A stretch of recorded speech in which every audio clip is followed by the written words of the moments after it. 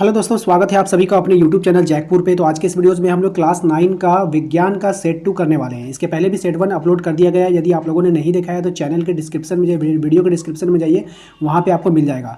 अगर आप वहाँ से नहीं देख सक रहे तो आप प्लेलिस्ट पर जाकर के भी देख सकते हैं, या नहीं तो आप टेलीग्राम चैनल को ज्वाइन कर लीजिए। लिंक डिस्क्रिप्शन में दे दिया गया है, वहाँ पर भी आपको ये वीडियो मिल जाएगा। ठीक है, और व्हाट्सअप ग्रुप का भी लिंक आपको डिस्क्रिप्शन में दे दिया गया है, आप लोग उसको जाकर जरूर ज्वाइन कीजिएगा। चलिए ज़्यादा बातें नहीं करते हुए वीडियो को स्टार्ट करते हैं। सबसे पहला क्वेश्चन आप देख पा रहे हैं, काफ़ी इंपॉर्टेंट रहेगा आपके एग्जाम के लिए, टर्म 1 एग्जाम के लिए। ठीक है, जो आपका मई में होने वाला है। तो चलिए स्टार्ट करते हैं। देखिए सबसे पहला सवाल, स्वचालित वाहनों में एक यंत्र लगा होता है। स्वचालित वाहनों में एक यंत्र लगा होता है जिनके द्वारा तय की गई दूरी को प्रदर्शित करता है। दूरी मापने वाले यंत्र को क्या कहते हैं? सिंपल यही क्वेश्चन है। ठीक है, इसका आंसर हो जाएगा ओडोमीटर। क्या हो जाएगा? ओडोमीटर। ठीक है, ये दूरी मापता है। क्या मापता है? दूरी मापता है। अगला सवाल हमारा, सरल रेखीय गति का क्या उदाहरण है? सरल रेखीय गति का आपको उदाहरण बताना है। ठीक है, यानी सरल रेखीय एकदम सीधी रेखा में गति है, उसका उदाहरण आपको देना है, कौन सा होगा? तो सड़क पर कार की जो गति होती है वो सरल रेखीय गति होती है। सड़क पर जो कार की गति होती है वो सरल रेखीय गति का उदाहरण है। इकाई समय में निश्चित दिशा में तय की गई दूरी को क्या कहते हैं? क्वेश्चन नंबर 3 है, इकाई समय में निश्चित दिशा में तय की गई दूरी को क्या कहते हैं? तो इसका सही जवाब हो जाएगा आपका वेग, ऑप्शन नंबर बी। अगला क्वेश्चन है हमारा क्वेश्चन नंबर 4, एक समान गति की अवस्था में त्वरण होता है। एक समान गति की अवस्था में त्वरण क्या होगा? तो इसका सही जवाब हो जाएगा 0, option number A. Next question number 5 होगा हमारा क्वेश्चन नंबर, संवेग कैसी राशि है? संवेग जो है वो एक कैसी राशि है? तो संवेग एक सदिश राशि है, यानी उसमें दिशा भी होता है। ठीक है, जिसमें दिशा होता है वो सदिश होती है। अगला सवाल है हमारा, सभी वस्तुएं अपनी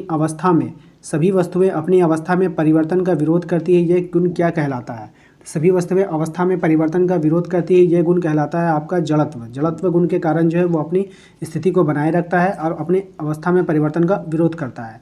नेक्स्ट है हमारा अगला क्वेश्चन है हमारा, संवेग का एसआई मात्रक क्या होता है? तो संवेग का एसआई मात्रक होता है किलोग्राम मीटर पर सेकेंड, ऑप्शन नंबर ए इसका सही जवाब होगा। अगला सवाल है हमारा कि यदि दो वस्तु ए और बी का द्रव्यमान 6 kg और 34 kg हो तो इसका सही जवाब हो जाएगा बी का जलत्व ए के जलत्व से अधिक होगा। इसका द्रव्यमान देख लीजिए, बी का द्रव्यमान 34 kg है तो इसका जलत्व अधिक होगा, तो बी का जलत्व ए के जलत्व से अधिक होगा। ठीक है, अगला सवाल है हमारा, न्यूटन का कौन सा नियम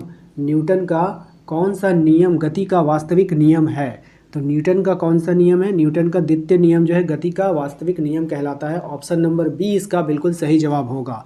क्वेश्चन नंबर 10 होगा हमारा कि पृथ्वी के गुरुत्व त्वरण जी का मान है। तो पृथ्वी के गुरुत्व त्वरण जी का मान आपको बताना है, तो इसका सही जवाब हो जाएगा metre per second square, option number B. Option number B इसका बिल्कुल सही जवाब है। अगला सवाल है क्वेश्चन नंबर 11 को देखेंगे।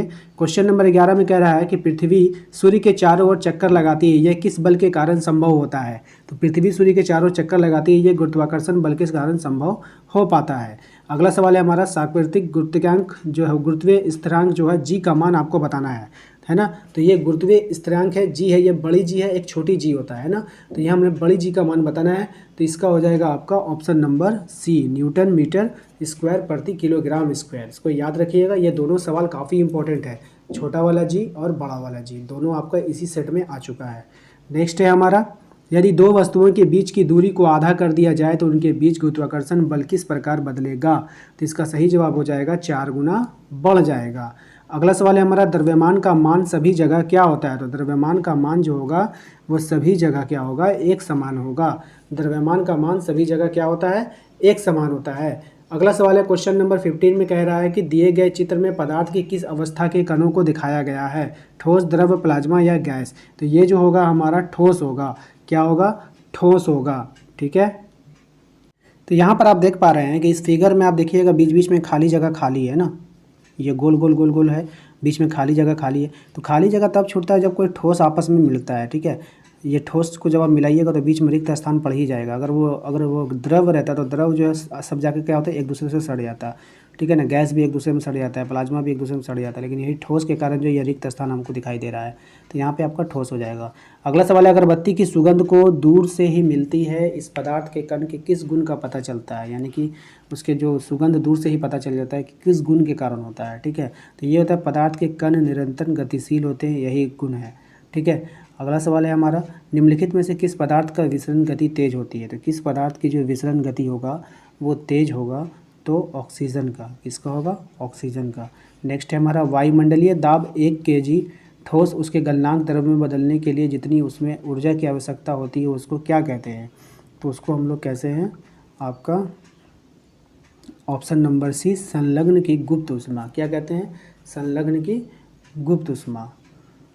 अगला सवाल है हमारा द्रव अवस्था में परिवर्तित हुए बिना ठोस अवस्था में सीधे गैस वाष्प को ठोस बदलने की प्रक्रिया को क्या कहते हैं? तो इसे हम लोग ऊर्ध्वपातन कहते हैं। ऑप्शन नंबर ए होगा। अगला सवाल है हमारा क्वथनांक से कम ताप पर द्रव के वाष्प में परिवर्तन होने की प्रक्रिया क्या कहलाती है? तो क्वथनांक से कम करने पर इसको हम लोग वाष्पीकरण कहते हैं। ठीक है। नेक्स्ट है 0 डिग्री सेल्सियस किसके बराबर होता है? तो 0 डिग्री सेल्सियस जो होगा वो 273 केल्विन के बराबर होता है। नेक्स्ट है हमारा डाल्टन के परमाणु सिद्धांत निम्नलिखित में से किस बिंदु द्रव्यमान के संरक्षण नियम की संख्या की व्याख्या करता है? तो डाल्टन का कौन सा सिद्धांत था? तो ऑप्शन नंबर सी हो जाएगा। परमाणु अविभाज्य सूक्ष्मतम होते हैं जो रासायनिक अभिक्रिया में ना तो निर्मित होते हैं और ना ही उनका विनाश होता है। ठीक है। अगला सवाल है हमारा ऑक्सीजन का परमाणु द्रव्यमांक 16 U है, तो इसका अर्थ क्या है? तो इसका अर्थ हो जाएगा आपका ऑक्सीजन के परमाणु का द्रव्यमान 16 ग्राम है। ठीक है। नेक्स्ट हो जाएगा हमारा किसी भी यौगिक का सूक्ष्मतम कण जो स्वतंत्र रूप से रह सकता है उस यौगिक के सभी गुण को प्रदर्शित करता है क्या कहलाता है? तो आपके ऑप्शंस आपके सामने हैं, तो इसका सही जवाब हो जाएगा आपका ऑप्शन नंबर बी अणु हो जाएगा। नेक्स्ट है हमारा निम्नलिखित में से कौन सा यौगिक चतुर परमाणुक है? निम्नलिखित में से कौन सा यौगिक जो है वो चतुर्थ परमाणुक है? तो इसका सही हो जाएगा NH3। नेक्स्ट है हमारा 36 ग्राम जल का मोल में बदलना है, तो 36 ग्राम जो जल है उसको मोल में बदलेंगे तो 2 मोल हो जाएगा। ठीक है। नेक्स्ट है हमारा 5 मोल नाइट्रोजन गैस का द्रव्यमान कितना होगा? तो 5 मोल नाइट्रोजन गैस का जो द्रव्यमान होगा वो 70 U होगा। नेक्स्ट होगा कोशिका का बिजली घर क्या है? तो कोशिका का जो बिजली घर होता है वो माइटोकॉन्ड्रिया होता है। ठीक है। अगला सवाल हमारा निम्नलिखित में से किस कोशिकांग का अपना DNA तथा राइबोसोम होता है? तो निम्नलिखित में से किसका होता है? तो माइटोकॉन्ड्रिया का होता है। किस कोशिकांग को आत्महत्या की थैली कहते हैं? तो लाइसोसोम को कहते हैं। ठीक है। अगला सवाल हमारा प्रोकैरियोटिक कोशिका का उदाहरण क्या है? तो प्रोकैरियोटिक कोशिका का उदाहरण हो जाएगा बैक्टीरिया। अगला सवाल है क्वेश्चन नंबर 32 झिल्ली की जीवात जनन की प्रक्रिया कहाँ होती है ना? तो इसका सही जवाब हो जाएगा आपका ऑप्शन नंबर है अंतःद्रव्यी जालिका में। ठीक है। अगला सवाल है क्वेश्चन नंबर 33 को देखेंगे। अर्धसूत्री विभाजन में संतति कोशिकाओं की संख्या कितनी होती है? तो अर्धसूत्री विभाजन में संतति कोशिकाओं की जो संख्या होती है वो 2 होती है। एक जीव में गुणसूत्रों की संख्या 18 है, उस जीव में अंडे में गुणसूत्रों की संख्या कितनी होगी? तो इसमें भी 18 ही होगा। नेक्स्ट होगा हमारा पौधे में जल एवं खनिज लवण का संवहन कौन करता है? तो पौधों में जल एवं खनिज लवण का संवहन कौन करेगा? तो इसका सही जवाब हो जाएगा आपका जाइलम। जो से जल, जो से जाइलम।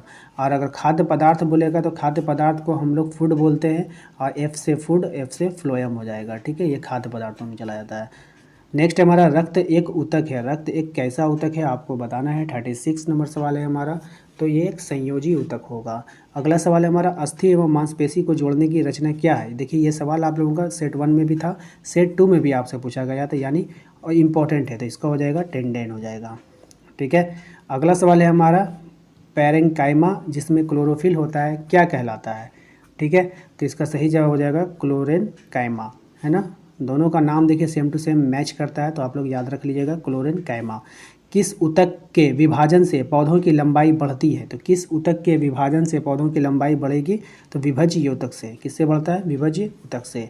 मुख गुहा की आंतरिक सतह की ऊतक किसकी बनी होती है? तो मुख गुहा की आंतरिक सतह की ऊतक जो बनी होती है वो एपिडर्मल की बनी होती है। तो उम्मीद करते हैं कि आपको आज का ये वीडियो अच्छा लगा होगा। वीडियो अच्छा लगा है तो वीडियो को एक लाइक ज़रूर कर दीजिएगा। साथ ही साथ यदि हमारे चैनल पे आप पहली बार आए हैं तो चैनल को सब्सक्राइब कर लीजिएगा, घंटी के बेल आइकन को दबा दीजिएगा अगली वीडियो के नोटिफिकेशन को पाने के लिए। यदि आपको इसका PDF चाहिए तो आप हमारा टेलीग्राम चैनल ज्वाइन कर सकते हैं। टेलीग्राम का लिंक आपको डिस्क्रिप्शन में दे दिया गया है। आप हमारे व्हाट्सएप ग्रुप के साथ भी जुड़ सकते हैं, तो आपको जिससे जुड़ना होगा आप जुड़ जाइएगा। मिलेंगे अपने जल्द ही अगले वीडियो में। Thank you.